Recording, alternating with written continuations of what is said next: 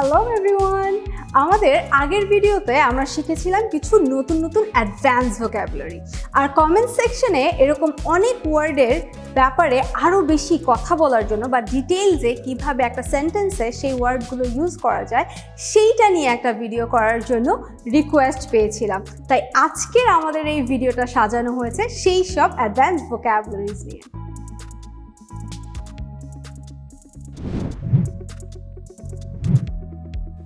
The first one for today is gutted, which means to be very disappointed or unhappy. মানে আপনি কোনো কিছুর জন্য খুব আশাহত অথবা মনক্ষুণ্ণ হচ্ছেন। সো এক্সাম্পল দিয়ে আমি বলতে পারি I was gutted when I lost my job. মানে আমি অনেক মনক্ষুণ্ণ হয়েছিলাম যখন আমি আমার জবটা হারিয়েছিলাম।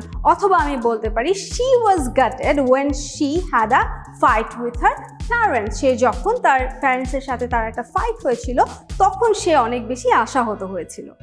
The second one is unappealing. What does that mean?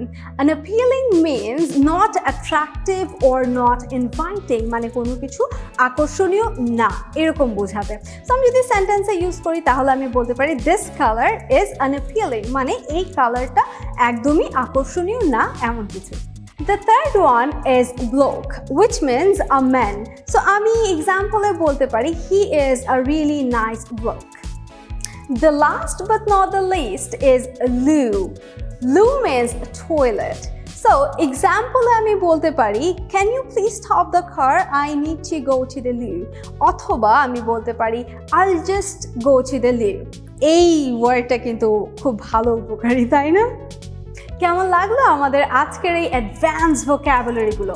জানাতে ভুলবেন না এবং অবশ্যই কমেন্ট সেকশনে প্রত্যেকটি ওয়ার্ড দিয়ে একটা করে এক্সাম্পল দিবেন। আর এরকম নতুন নতুন ওয়ার্ডস, ইডিএম, স্ট্রাকচার শেখার জন্য চোখ রাখুন মেন্টরসের Facebook page, YouTube channel and ইনস্টাগ্রামে।